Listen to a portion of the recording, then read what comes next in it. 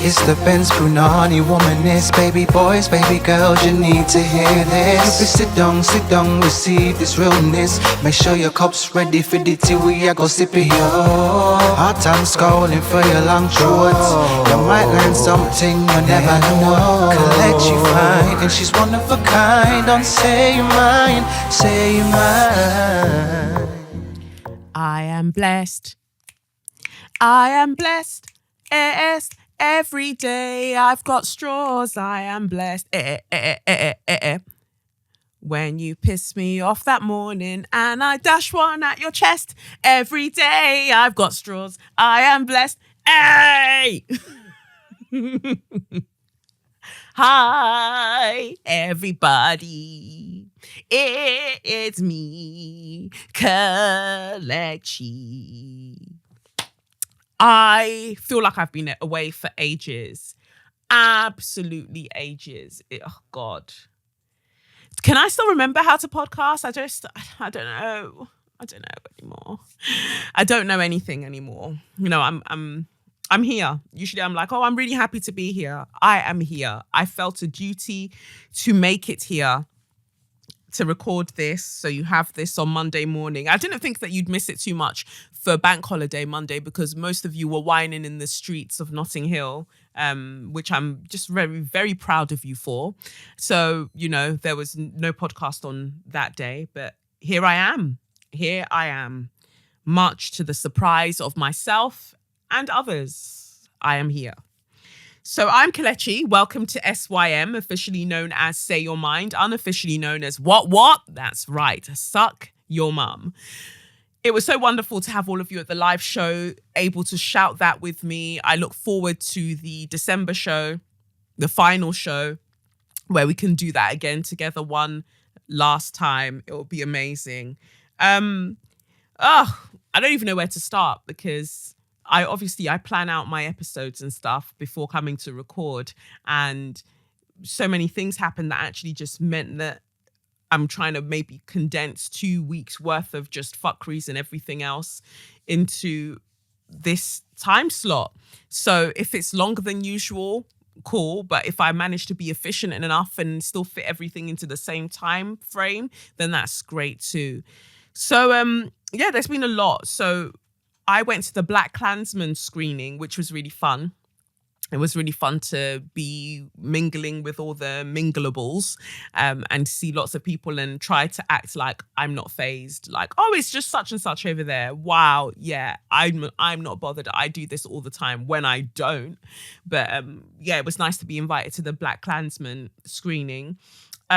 Spike Lee's really, really interesting. He's an interesting old man, is what I'll say. He's an interesting old man. That film, I don't know how I feel about it because obviously there's a previous episode before where I spoke about how the police force infiltrated activist groups to the detriment of the activist groups. So I was rather disconcerted because the protagonist in Black Klansman, before being able to even, because they kind of skate past it and say that he went to like a Black Power meeting and, you know, like a Black Panther kind of meeting before he then went into the Ku Klux Klan. But there's more to it than that because I think he spent 3 years actually infiltrating a Black activist group before then trying to infiltrate the Klan. So I don't know. And I didn't like how I don't know spoilers, so I won't say anything else, but I'll give you a few weeks to watch it if I remember to then say all the other things that I want to say. But audience members asked their questions as per usual, and Spike Lee gave some weird answers. But yeah, he's an old man who was revered for being a great filmmaker. So you can't say much about him other than, oh my God, I love him so much. But that's not exactly how I feel about that, to be honest. But it is what it is. And I hope that he has more people around him to inform him of up-to-date feelings about certain things, is all I'll say. It all sounds rather cryptic, I know. Sorry. And what else did I do? So I was dancing on the Red Bull stage. I was on the Red Bull stage dancing with my bro Romario, dancing for Lisa Mercedes. And that was an extreme sport because so much was happening in my life at that point. Yet I still managed to like make it on stage in the rain. It was pissing down and I was there dancing like, you know, I hadn't been fed that day and I needed to dance for my food. It was really, it was a lot. I don't know. I felt like Ray J. I felt like Usher. I felt like Omarion dancing in the rain, kicking up droplets. And it was just too much, like doing some 2000s R&B. I don't even know. But, yeah, as I said, it's a wonder to me that I'm here because I'm extremely tired. There's been a lot of stuff happening, just generally. I mean, there were things that we covered at the live show, in terms of people moving mad on the internet, on the interwebs, but you know, their life will never be well. So that's one thing. But yeah, also the Met Police decided to move mad again, but we'll get to that later on. And so then I'll talk about all the TV bits that I've been in this week as well. So we'll get to that shortly. Also big up Caroline, because I didn't think of that song by myself for this week. I Am Blessed. It was Caroline that messaged me when I was switching up other songs, like remixing other songs. And she said, what about this one? And then I added the second bit about dashing straws at your chest. But big up Caroline, appreciate you. You're a baby girl. So let's get into it then. Let's get into the tarot for this week. The tarot for this week, let's start with the Black Angel cards. So the Black Angel card that I pulled this week was the Teacher. So the Teacher looks like the tree in Pocahontas, you know, that kind of tree of wisdom, tree of motherly wisdom, like Mother Nature. It's beautiful green and yellows. Reminds me of Jamaica. Those are the colors that come to mind. The Jamaican flag. I'm not actually Jamaica because I've never been to Jamaica, so I don't want to force it. But just the Jamaican flag is what the card reminds me of. So it says here, the Teacher, you are both learning and teaching life. Waking path, ancestral wisdom. Sleeping path, doubt. On the waking path, the Teacher brings wisdom from life experiences. You trust the wisdom in your bones and impart this wisdom to all. You hold the lessons in life as wisdom we can embrace no matter who we are. Your lessons or sermons evoke deep thought and a thirst for more knowing about the nature of this life. You tell us stories by which we can learn who we are. You connect us to our natural indigenous self that existed before our birth. As a teacher, you encourage discovery. You urge us to go and look beyond what we see with our eyes. You can dispel confusion and make sense out of the puzzle of life. Your essence is to help us realize our own capacities to fly. You stay on your waking path by knowing that you must also remain a student in order to teach. As an awake teacher, you are a mentor, a parent, and a holder of wisdom. On the sleeping path, people may discover information in your teachings that can disrupt their lives. Your teachings can touch the core of a person's being, so your wisdom may be challenged. Avoid letting the challenges create insecurities for you and keep you from valuing your ability to teach important lessons. Doubt can suppress your teaching nature and keep you on the sleeping path for far too long. For our survival, continue to share your wisdom. Hold your wisdom as sacred intelligence. Know that you have an innate sense of what wisdom should be shared. To receive a challenge to what you know is to receive an opportunity to affirm your wisdom. Let go of shame, embarrassment, or doubt of not knowing so that you are open to a higher potential of teaching. As a teacher, not knowing brings more wisdom. Remember, your horizons lie far beyond most people. That's nice and succinct. I like that one. Every week I say these Black Angel cards try to drag me. Well, this one I feel like tries to drag me specifically because I think that that's the space that I'm finding myself in at the moment, where it's kind of like people challenge the things that I say.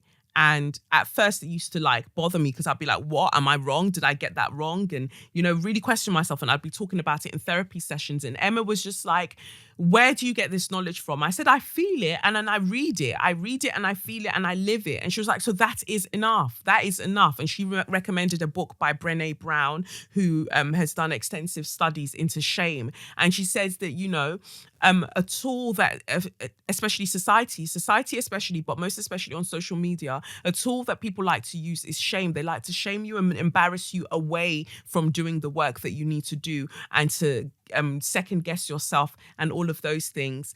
And I've had a real lesson this week, and I think that, well, these past few weeks, if we can even say past few months, but it's been more highlighted the past couple of weeks, in that I need to trust more in my own wisdom, because what I said is what I said. I say that all the time. I said what I said. But I also have to, know that I believe what I said. Because that's the only way to continue. I know that these are the things that need to be out there, and I'm putting them out there, and I should be expecting backlash, and I should be expecting people to be like, well, how do you know that is true? Well, how do we know that's true? Well, you don't know if that's true. None of us know if that's true, because all of this is just constructed, but it's what I believe and it's what I feel to be true. And that's what I'm going with. If you don't even know if it's true to season your food. So maybe focus on the smaller things and leave me to do the bigger things. How about that? But yeah, I feel like the universe has definitely handed to me opportunities where I can walk in my truth, and it's actually the scariest thing to do that on a national scale, on a national level. It's a lot, but it's being done, whether I like it or not. It's being done. So I really like that reading about the teacher from the Black Angel cards. It's wonderful. Get yourself some angel cards, and also get yourself some Say Your Mind affirmation cards coming the 5th of October, my birthday. Yeah. But anyway, to the traditional deck, the Rider-Waite deck, I pulled the 6 of Cups this week. The 6 of Cups is just nostalgia. Nostalgia, nostalgia, nostalgia. Now, when I look at this card, what it evokes in me is, because we see two children giving, the older child looks like it's giving a gift to the younger child of cups filled with flowers. And it's really pretty, and it looks so idyllic, and it's just beautiful. And I think this card came up this week with the teacher, because sometimes when we've walked along a path of knowing, we're nostalgic for the times that we didn't know. Don't you sometimes miss the times when you were just like an ignorant motherfucker? Like, like they say, ignorance is bliss. Sometimes I genuinely miss being like an extra trash human being. Like, I'm still trash now, trust and believe. But like when you were extra trash, like sometimes Facebook posts come up, when those memories come up and it shows something I wrote from like 2009, and I'm like, who the fuck is this girl? What the fuck is this? Delete, delete, delete. I miss the times when things were simpler, because they weren't actually simpler. They weren't more simple in those times at all. It just meant I just lacked the capacity to deconstruct what I was being faced with. And I think that they say that when you know better, you do better. And so when you know that there's that duty to do better, now that you know better, part of you misses the time when you didn't know, because then you didn't have to do anything and you could just carry on walking in your fuckeries. But there comes a time when God is like, my child, you can no longer walk the path of fuckeries. Get off that path and go to a path of righteousness. Come on, get the fuck off. I don't know if God swears, but my God swears. It's my love language. Yeah, well, this is what this card says to me. And the reason I say that it reminds me of a nostalgia of a time when you didn't know and everything seemed more blissful, is because bottom of the deck is the Magician. And this card keeps coming up for me this week. It's the second card of the Major Arcana, and it's just wonderful. It's beautiful. I've got a drawing of it done by Lisa Starr, where she's done a drawing, and it's a black girl that's the Magician, and she's got 2 Afro puffs, and that's right by my bedside. It's hung up by my bedside, so I can see it every day.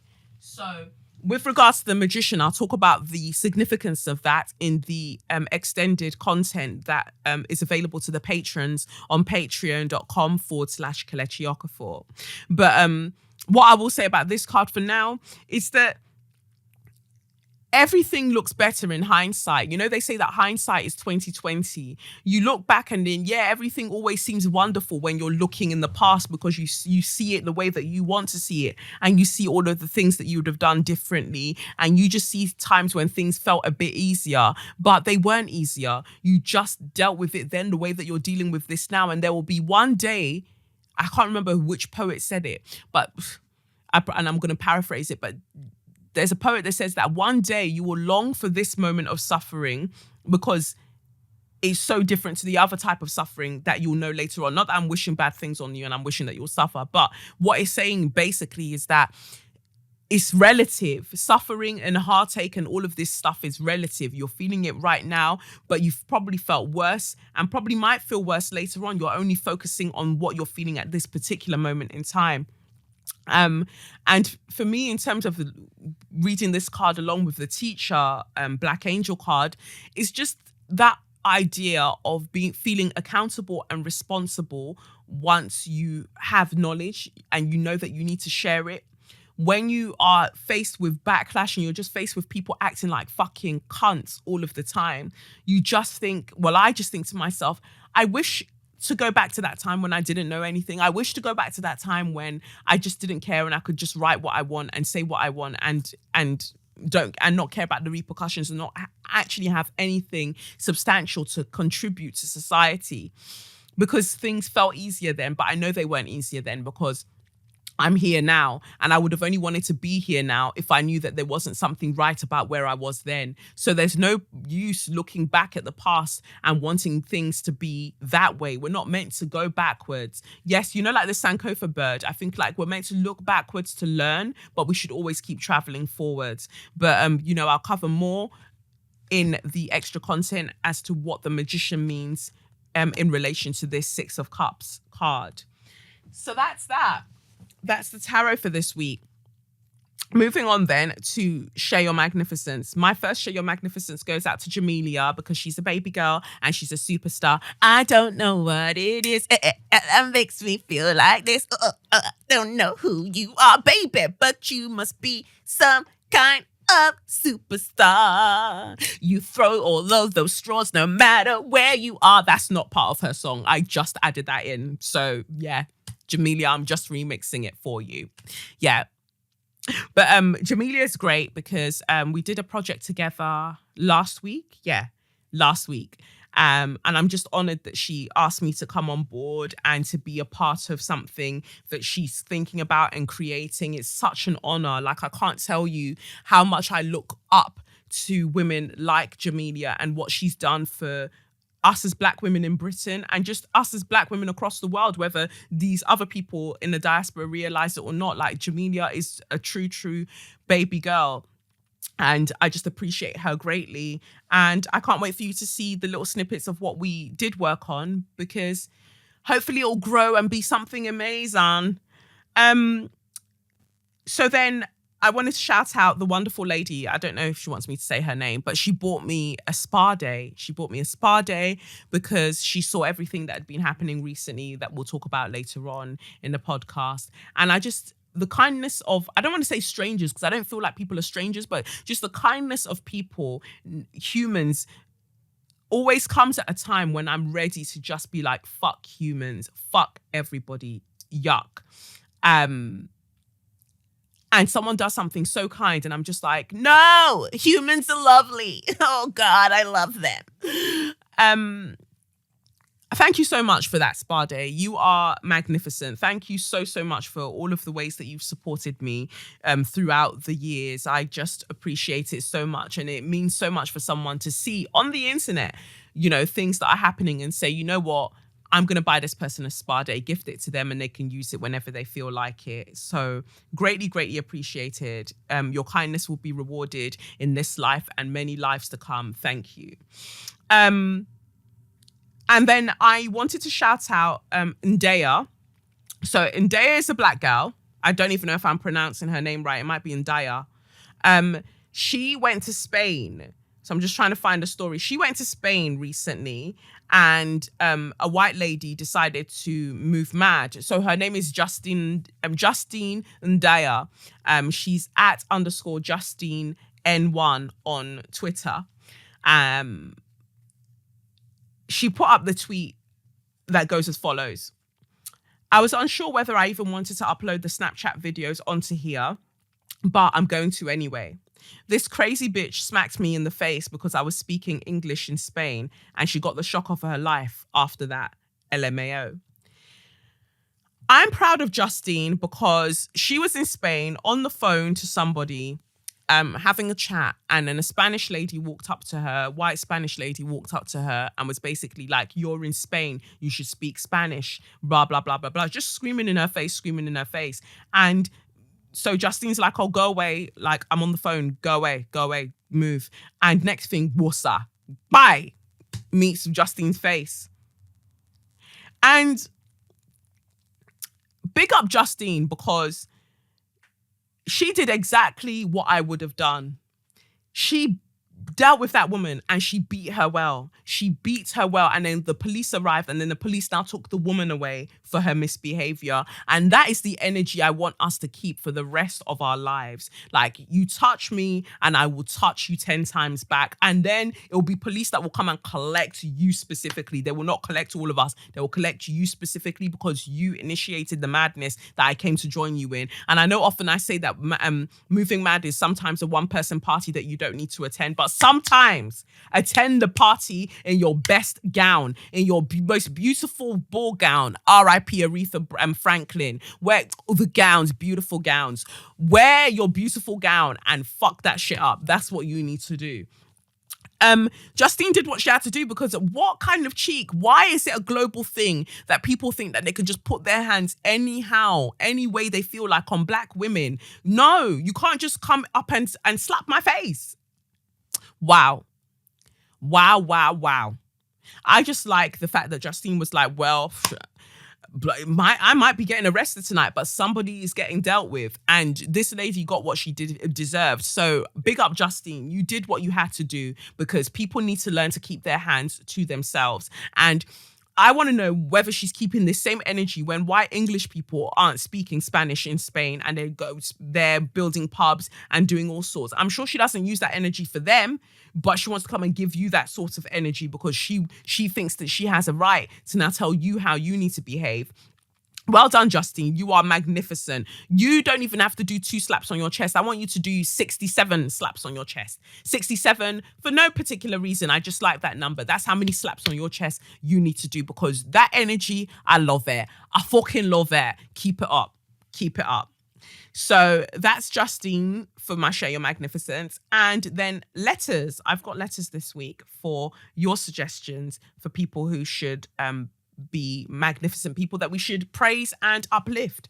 So Anonymous, who's a regular writer and a baby boy, sent this. Hello, Kelechi. I would like to nominate for Share Your Magnificence Alicia Kelly, CEO of the Bessie Cates Foundation. I don't know how to explain what she does, but in a basic rundown, it provides medical supplies and equipment for free to hospitals and or clinics in developing nations. She started this with Jamaica and plans to expand to include more countries. They do more, like set up a sort of exchange for getting American students to do a rotation on the island. She's doing the work of an entire cooperation, and she's been doing it for like 10 years now. The handle to find Bessie Cates Foundation is at Bessie, Bessie Cates Foundation, all one word. She doesn't pick up herself nearly enough, especially for pioneering a program that has never existed in the entire history of Jamaica. And she's not even Jamaica. She's not even Jamaican. For free to the that's a long sentence. Hold on. She doesn't big up herself nearly enough, especially for pioneering a program that has never existed in the entire history of Jamaica. And she's not even Jamaican. For free to hospitals in a way that upgraded their resources and the island's medical knowledge. So yeah, CEO Alicia Kelly of the Bessie Cates Foundation. Thank you. Have a blessed week. Thank you, Anonymous. That was wonderful. Big up yourself, Alicia Kelly. Big up yourself for having the Bessie Cates Foundation and doing amazing work. And it's so wonderful doing that work where you're not from that place. You just want to do the work. That's kindness. That's kindness. That's true kindness. So 2 slaps on your chest, Alicia. That's beautiful. We love you. Thank you for that. So I've also got a Share Your Magnificence from Hodan. And she says, Hodan was also going to nominate Justine. So see, Justine, I wanted to nominate you for Share Your Magnificence. And, Hodan also wanted to nominate you for Share Your Magnificence. So there you have it. She wanted to also nominate the Spanish woman for the So You Mad section or for Straw of the Week. But I think we'll just focus on the wonderful work that Justine did in dealing with her. That's what we'll focus on. Which is great. And I think that's all my Magnificence, if I'm not wrong. Yeah, that's all my Magnificent people. No, hold on. I've got one from Junior. It says, "Hi, I've been low-key listening to your podcast since the 3rd episode, From Mother Soul to Queen Life. You have spoken to my soul in every podcast. You are a very wise woman and you are the definition. The truth is the light. Say your mind, what? Yeah. From a distance, you have allowed me to understand life a whole lot more than you'll ever understand. I suffered with depression for a long time and you literally opened my eyes and provided clarity and understanding. I felt the need to message you today as you touched on a very sensitive subject for me. I was wrongfully arrested outside my front door in relation to a murder. Cells are cold and traumatic. To this day, I live in fear of the legal justice system. Funny enough, I was going to Tesco, sliders and all. Although the podcast will end, I will always be a supporter of your excellence. Although this message is a bit abstract and missing a lot of detail, big up yourself and continue to be a good, unapologetic and proactive role model for not just Black women, but all people. Every Monday is a revelation. Kind regards, Junior." Thank you so much, Junior. That was like a Share Your Magnificence, but also it fits in so much in what I want to talk about in Straw of the Week. So I'm going to come back to what you said, Junior, and I hope you're well and I hope you're okay. Thank you so much. I appreciate you listening to the show and being so supportive. Everyone that listens to the show every week, you could have been doing so many other things and you still managed to find time to season your food and listen to this podcast. And for that, I am so grateful. Thank you very much. So yeah, that's that for this week in terms of Magnificence letters. So therefore, we can do no other thing but move into the cesspit that is So You Mad, and onwards and downwards from there. So You Mad this week, I want to talk about Serena Williams. Do I ever stop talking about Serena Williams? I don't think so. And I think I'm incapable of not talking about Serena Williams because everybody else makes me talk about Serena Williams. I just want the woman to be excellent and great and live her best life. But obviously, there are people, enemies of progress in this life, Beelzebubs and demogorgons that want to stop this woman, basically demons that want to stop this woman from living because they're so frustrated that she's so excellent and she's so Black and she's so a woman and she's so a Black woman. That obviously gets to them. So Serena Williams will no longer be allowed to wear her black catsuit at the French Open due to a new dress code. It says here, the French Tennis Federation president, Bernard Guidicelli, says the tournament that Williams has won 3 times is introducing a dress code to regulate players' uniforms because he said, "I think that sometimes we've gone too far." In an interview in the tennis magazine's 500th edition, Guidicelli singled out the figure-hugging black catsuit that Williams wore this year at Roland Garros and said she said that it made her feel like a superhero. Guidicelli said, "It will no longer be accepted. One must respect the game and the place." He said, Roland Garros' new rules won't be as strict as Wimbledon's, which require that players wear white, but will impose certain limits. Many player uniforms for 2019 have already been designed, but Guidicelli said the French Federation, Tennis Federation, will be asking manufacturers for an advanced look at them. But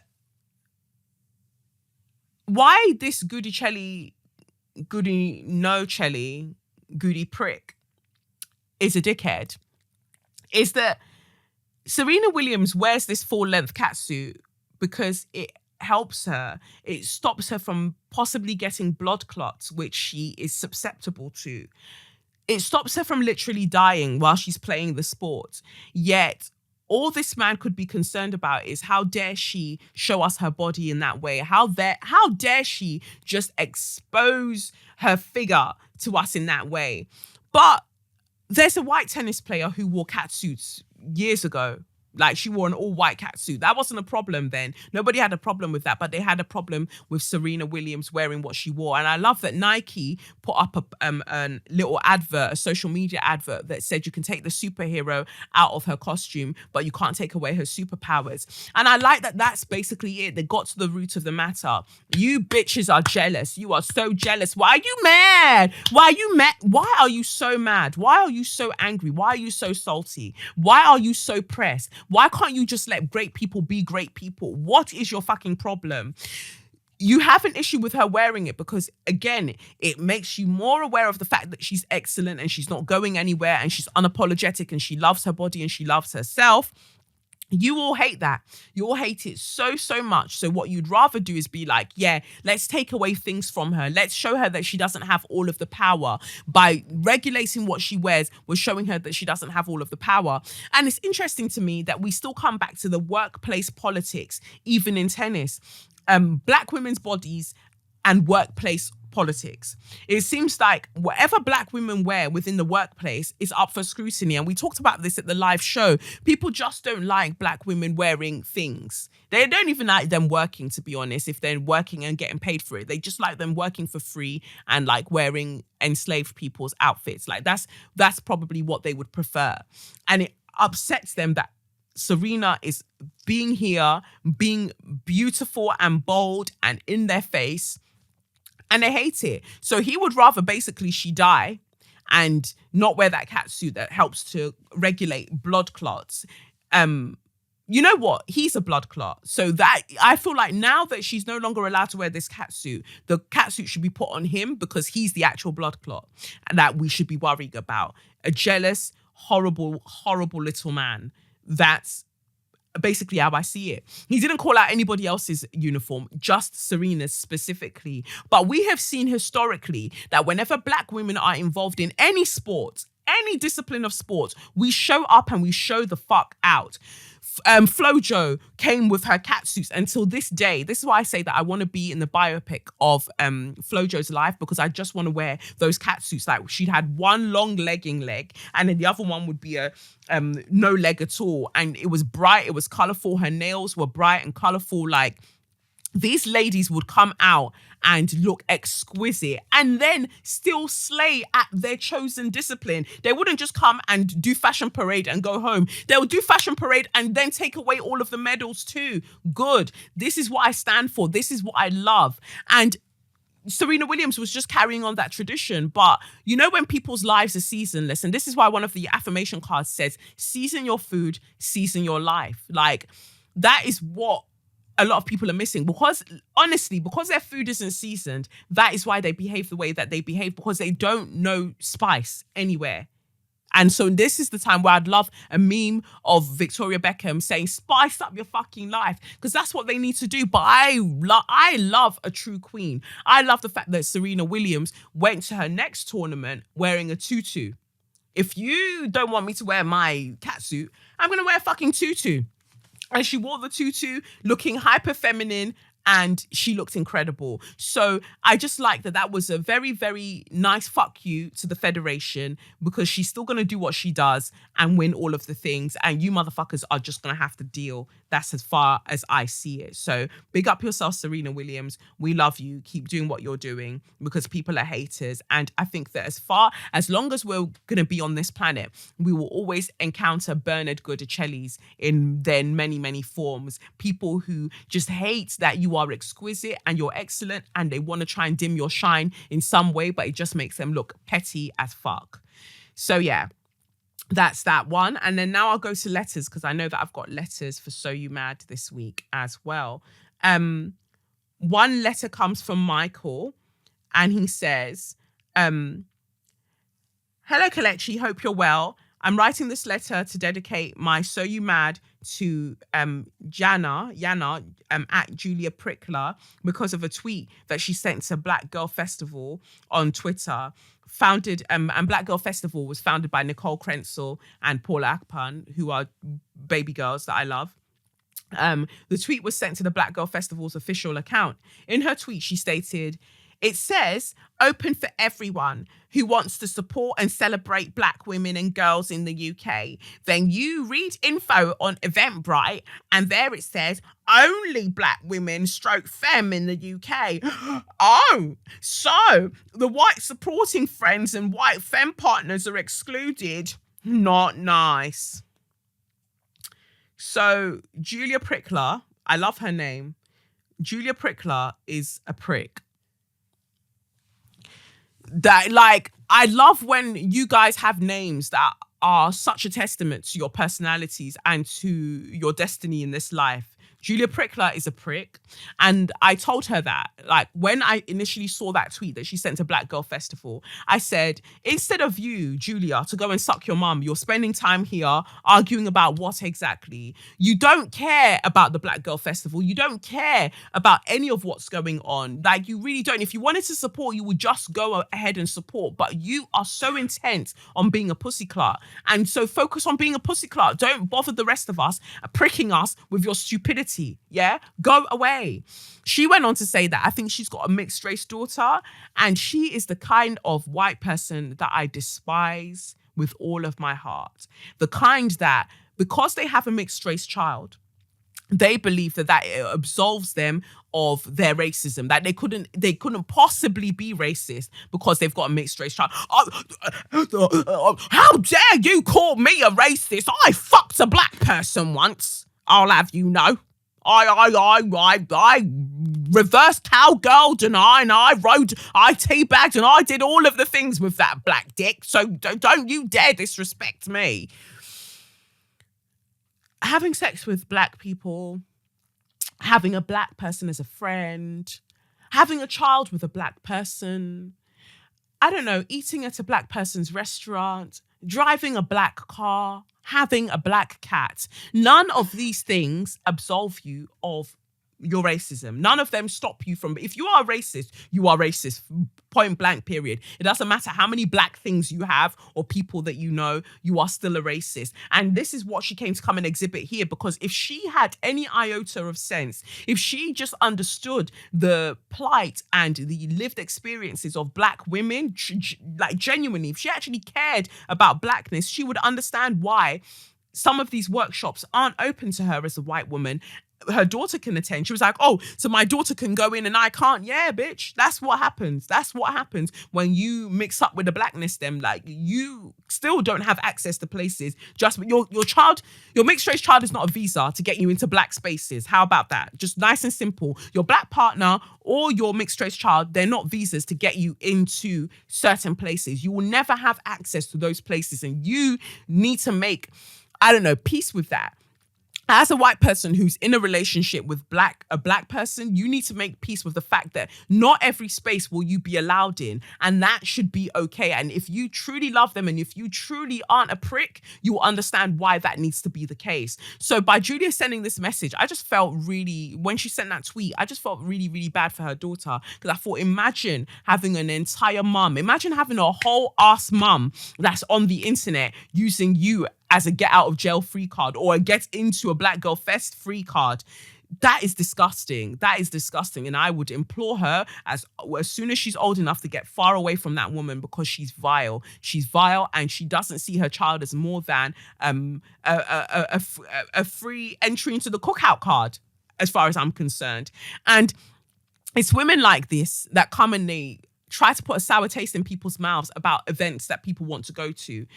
We're tired of explaining to you time and time again why there's a Black Girl Fest. You can say, oh my God, but what if I had a white girl fest? Bitch, go and have a white girl fest. Every fucking yoga convention, every bridal show, every vegan festival, any fucking thing that we have that's a festival is a white girl fest. Go there and go and be happy. Piss off. Fuck off.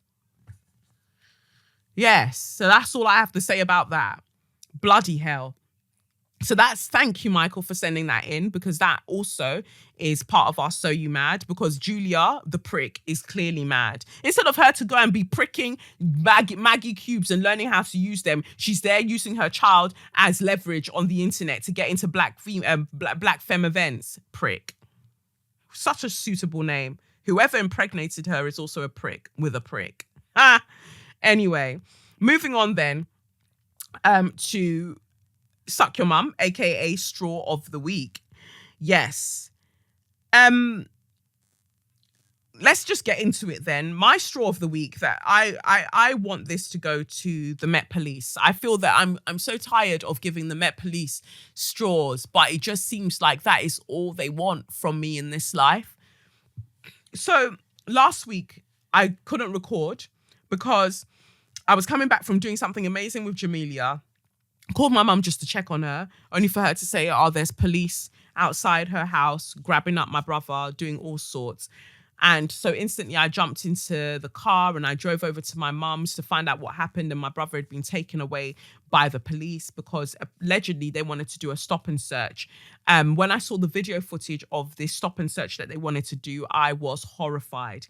My brother is asthmatic and these motherfuckers took his hood for no reason because he wasn't resisting arrest or he wasn't resisting stop and search. He wasn't resisting anything whatsoever. He was just standing there being black, and they took the hood of his tracksuit and wound it round his face. And in that moment, I just became so enraged. I became so enraged. I've talked about it on so many platforms time and time again that my family, my brothers and my mum, they are my entire life. I don't feel like, I don't care about any fucking riches in this world. I don't care about any accolades. If I had to give up my chance at getting an Academy Award for Best Actress in a Lead Role, which I want with all of my heart, if I had to give that up to ensure the safety, like the possibility of ever getting that, to ensure the safety of my family, I would do that in a heartbeat. And so this is something that I really, really want. And I would like, it might seem like nothing, but if you understand my aspirations in this life and the things that I want to achieve, then you will understand what that means and what I'm trying to say. But my family are everything to me, like everything. And so to watch the video of this random police officer, this piece of trash, winding my brother's hood around his face for no damn reason. You could see in the video that he just wanted to try a thing. My brother was just standing there. They'd already handcuffed him. And yet he just wanted to do extra and now pulled the hood over his face. Then they tried to lie in police statements and say, oh, my brother tried to headbutt them, only for them to, in their own body cam footage, not have any footage of this because he wouldn't do anything of the such. Like, I know that my brother's got a hard head, but he wouldn't use it to go headbutt people. So it wasn't anywhere in any footage. This did not happen at all. They literally ran up on him and they were like, oh, we saw you smoking what appeared to be a roll-up cigarette. Oh, so you applied that amount of force because you saw someone smoking a cigarette, but you've never done that to white people. You don't approach white men and women with that amount of vim and because you saw them smoking a roll-up. I go outside Peckham Library all of the time and I literally see people smoking crack, literal crack, and nobody's coming there and dragging them up and treating them anyhow. But you'll do that to a black boy chatting outside my mum's house with his girlfriend. That's who you'll do it to. And I'm just tired of black men and young boys or young men being exposed to trauma every single fucking day. There's firstly the traumas that they go and choose for themselves, which I wish they wouldn't. But there's also the trauma that the state inflicts on them for no other reason than they're black. Like, fuck, like, I've had enough. I'm so fucking tired of saying the same thing over and over again. Like, why can't we just catch a fucking break? Why can't we just be treated with humanity, not even some humanity, all of the humanity? Why can we not be? I'm blessed to know people who are like, you know what, I'll represent your brother, I'll do this, I'll do that, because they had to charge him for something. When that video went viral, it got like more than 500,000 views, and all these news platforms were interested in it and they wanted me to give them permission to use the video, which I didn't do for a few of them because I don't like them. So I just used that as an opportunity to be petty. But the ones I did give permission to, they used it well, like Al Jazeera, they used it well. Because this needs to stop. Police are 8 times more likely to stop and search black men. They're 4 times more likely to use force during stop and search on black people as opposed to white people. So with all of this information being there, like, how are we still pretending that stop and search is a great thing? Why is Ian Duncan Pussy Clark Smith asking for an increase in stop and search. Why? What was he dunked in? Ian Duncan, what were you dunked in? You were dunked in fucking stupidity and irrationality. That's what you were dunked in, because that doesn't make sense. But you need to go and dunk yourself in your mother's pussy because with a straw, because you are extremely wild and you clearly want all the black people to suffer. That's why you're doing stuff like this. People say, oh, well, what was he doing before for that to happen? If he just pulled these trousers up, well, we don't know the full story. Any gymnastics that you can do to get around the fact that there's a fly here, sorry. To get around the fact that black men just aren't treated fairly by police. That's all there is to it. Black men just aren't treated fairly by police, and it needs to stop. And it made me feel lonely somewhat, being the one person in my family that was like, no, I need to get this out. My mum was like, oh, don't put it on social media. I don't want it to affect your platform. I don't want it to affect. I don't give a shit. I don't give a shit about any fucking platform. And I've been doing this. I've been speaking about this already. So people already know how I feel about it. If suddenly news organizations and broadcasters and all of these people don't want to work with me because I'm speaking out about the fact that injustices are happening, then fuck them. And they also can take a narrow straw and suck their mum's wide pussy. They can all do the same thing. I don't care. It's more important to me that as black people, we stay alive and we have great qualities of life than anything I could do with any brand.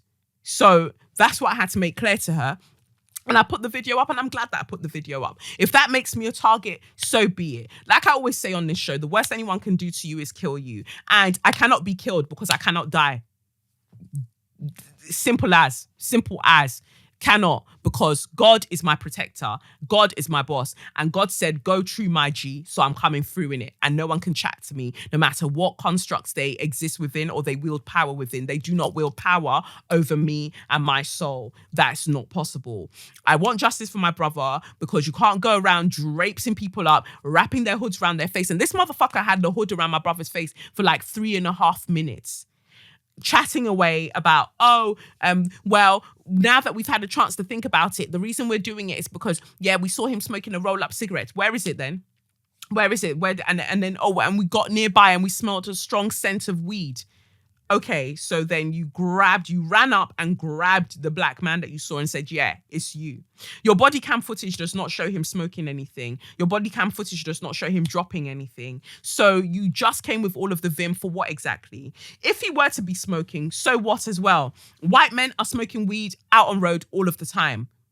All of the time. All of these white boys that have moved to Peckham, all of these white girls and boys, they're smoking all of the things all of the time, but they are never troubled. They are allowed to continue as they please. It's not about what he was wearing. It's not about who he is and what he's done. They didn't know any of that because he didn't give them his name initially. He refused to give his name, which I don't blame him for, because then they would have tried to find a justification for the nonsense that they were doing. They searched his girlfriend's car for no reason. They didn't detain her while they were searching her car. So they just didn't do anything the way that they were meant to do it. They just fucked everything up. And so you had all the police trolls coming into my mention saying, oh, you're anti-police. You should have people like you should shut up and let the police do their job. Well, if what it looks like to me is that the police's job is to kill black people, then I can't allow them to do it. Not on my fucking watch. That is not happening. So I've written to the Deputy Mayor of London. I've written to the IOPC. I've followed all of the rules and written to all of the people I've been told to write to. So something must come of this, because you cannot continue to treat black people any which way you please. We will not stand for it. I will not stand for it. And that's it. I want the Met Police to have not even these lovely red and white straws. I want them to have those blue and white ones like their sirens. Nino, Nino, take it inside your mum's. Nino, Nino, and suck her out. Nino, Nino. All right? That's what I want you to do, pricks. Pricks like Julia Prickler. Anyway, that's one straw. Well, numerous straws, because it goes to the entire Met Police. My next straw goes out to Theresa May.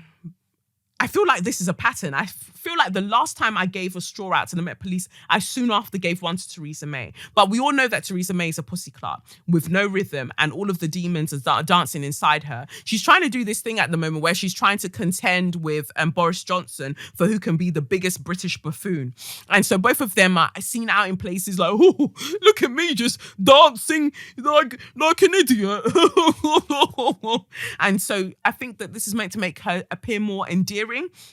so she doesn't get ousted as the leader of the Tories. But it isn't endearing. It's actually rather frustrating. Like, why don't you just do your job? Because if you did your job and there were more community initiatives and funding for community initiatives, then I feel like we would have less knife crime, and therefore there wouldn't really be a justification for this increased stop and search and all of this bullshit. It comes back to you, Theresa. You are a useless person. You're useless because of what you've done to immigration in this country. You're just a useless woman. But you're most especially useless, spineless, and two-faced because she had the cheek to go to Robben Island where Nelson Mandela was imprisoned for, I think, 15 or is it 18 years of his 27-year sentence. Man served like 27 years in prison for simply wanting apartheid in South Africa to stop. That's what they gave him. This is the cost that people pay. Like, at one point, the things that all of these leaders have fought for were seen as unlawful, illegal, and they were seen as terrorists.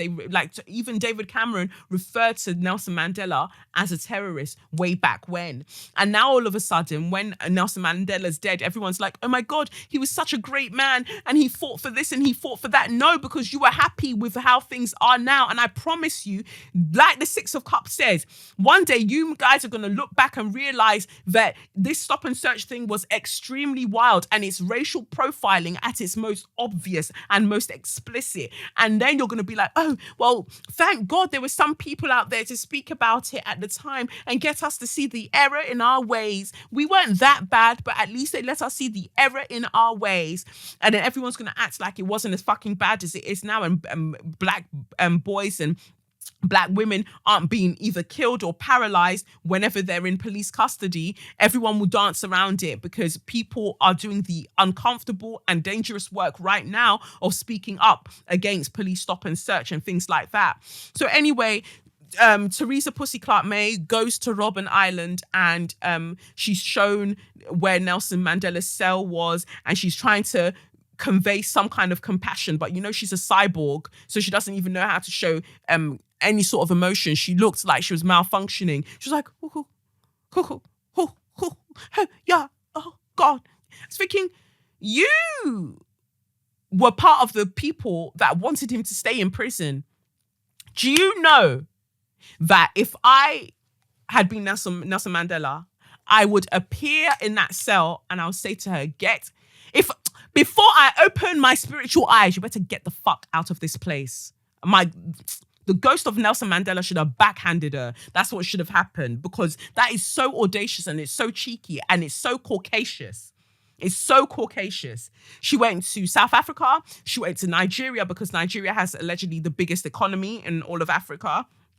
And she then went to Kenya, and she had the cheek to say that she was visiting all of these places because she wanted to cultivate a new relationship, because we had old relationships together, and she wanted to kind of build something between these places, these countries, and Britain. So again, this kind of oversimplifying of very, very horrible histories. Six of Cups is a massive theme here, because again, she's romanticizing something that wasn't the way that it actually happened. You're talking about past relationships. Bitch, you mean colonization?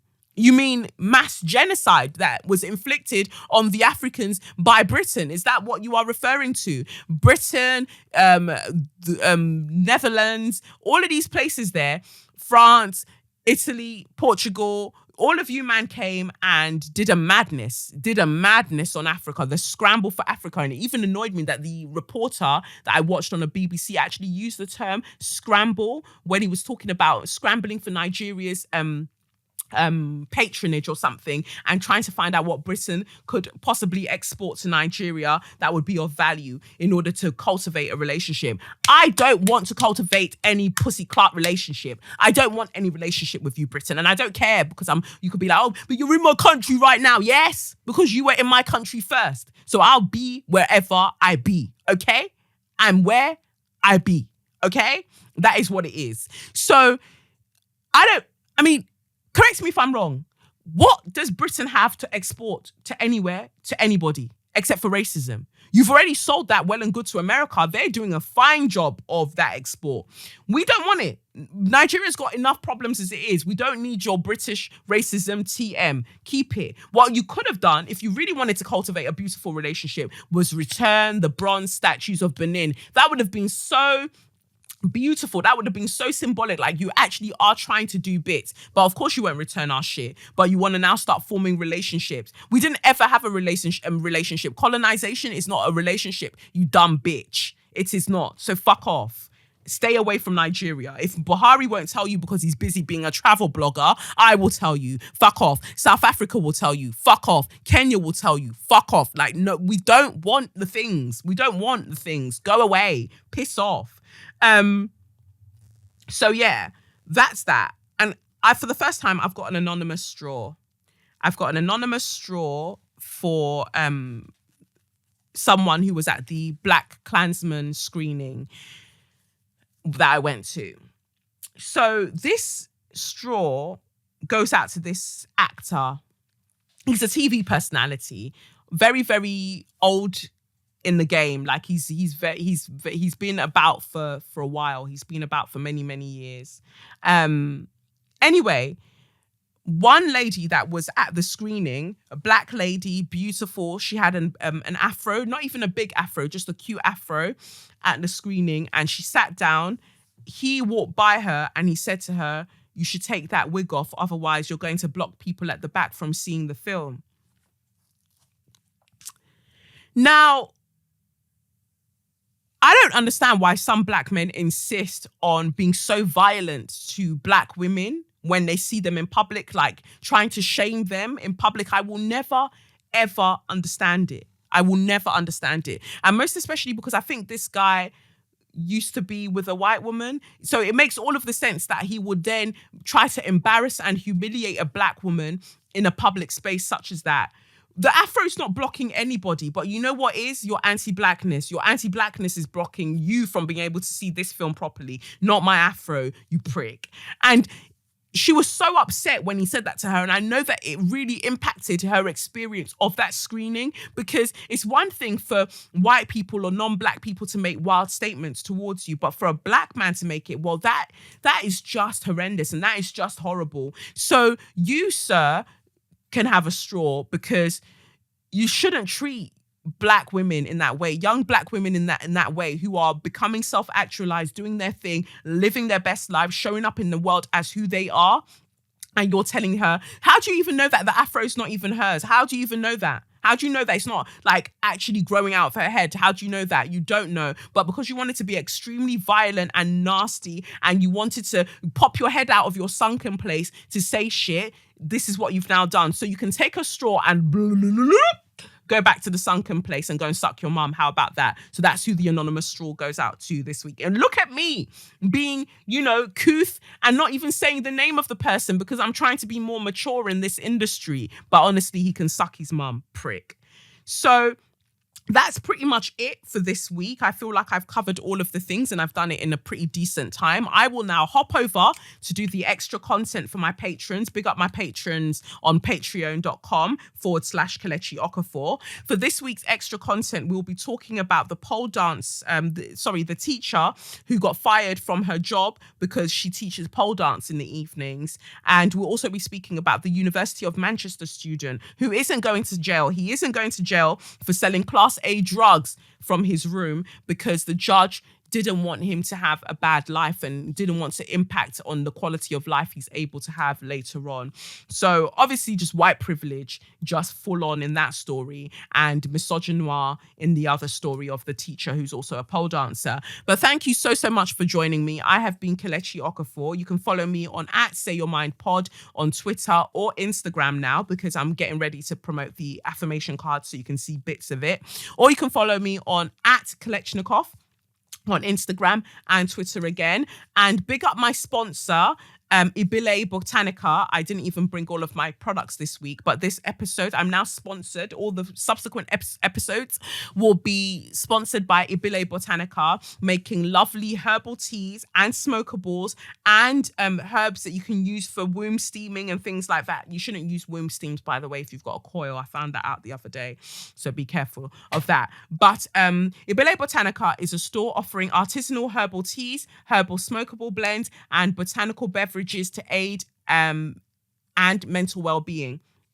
To aid your mental well-being and your body, make your body all lovely. And I love my teas, they're wonderful, and I love my smokables. I'm not even someone that smokes really, but the ones that I get from Ibile are wonderful. So if you want to get some smokables or get yourself some teas or some womb steam herbs or just some really nice juices, she makes a juice called Pussy Juice. It's really, really tasty. If you want to get yourself some of that from Mutulu Oblongata, who's the mother and founder of Ibile Botanica, you can get that from Ibile Botanica. So that's IBILE Botanica, BOTANICA.co.uk. You can get 20% off all products all of the time if you use the code Say Your Mind. So go and get yourself some bits and let me know how you get on with it. And thank you, Ibile, for sponsoring the podcast. Thank you so much. So yeah, you've been listening to SYM, officially known as Say Your Mind, unofficially known as What? That's right. Suck your mum. And I made it to the end of this episode. Yes. Thank you so much for listening. Peace. It's the Benz Punani womanist, baby boys, baby girls, you need to hear this. Sit down, receive this realness. Make sure your cup's ready for the tea, we are go sip it, yo. Hard time scrolling for your long throats. You might learn something you never know. Collect you find, and she's one of a kind. Don't say your mind, say your mind.